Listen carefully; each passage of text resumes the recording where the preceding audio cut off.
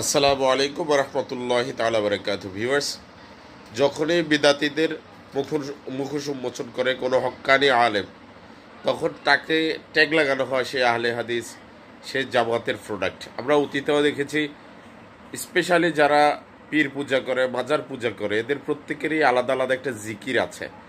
যে জিকিরটা নবী করিম সাল্লাল্লাহু আলাইহি সাল্লামের পদ্ধতির কোনো জিকির নয়, এটা হচ্ছে নিজেদের বানানো জিকির, নিজেদের বানোয়ার জিকির, এবং নিজেদের টাইম পাস করার জন্য তারা মূলত এই জিকিরগুলো আবিষ্কার করেছে।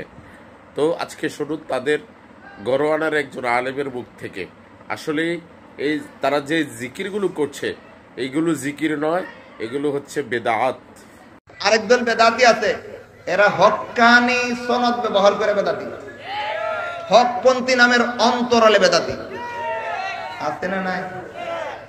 এদের জিকির করার সিস্টেম দেখলে বোঝা যায় সুন্নতি জিকির করে রসুলের মতো না পীরের মতো।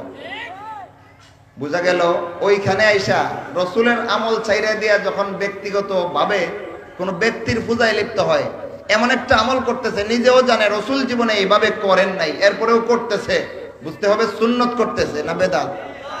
এই বেদাতটা যখন মুখোশ খুললে দেয় তখন এরা আবার কেঁপে যায়, কেঁপে কয় আহলে হাদিস। এইখান থেকেই কিন্তু এই ফিতনাটা শুরু হয়েছে।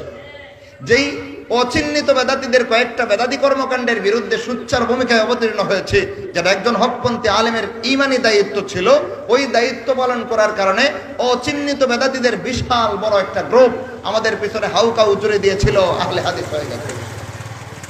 এরপরে আমাদের সমাজের কিছু মুসলমান সরল মনা, যাচাই নাই বাছাই নাই, ওই যারা বেদাতি আমল দোরা খাওয়ার কারণে আমাকে দামাচাপা দেওয়ার জন্য, আমাকে দফন করে দেওয়ার জন্য আহলে হাদিস স্লোগান তৈরি করেছে, এদের মুখ থেকে শূন্য শূন্য কপি করে। এবার বলেন এটা জায়েজ না না জায়েজ? আগে কি বলেছিলাম? রসুল বলেছেন পরিষ্কার ভাবে মৃত্যু হয়ে যাবে আল্লাহর কাছে যদি যাচাই তারা কোনো কথা বলে।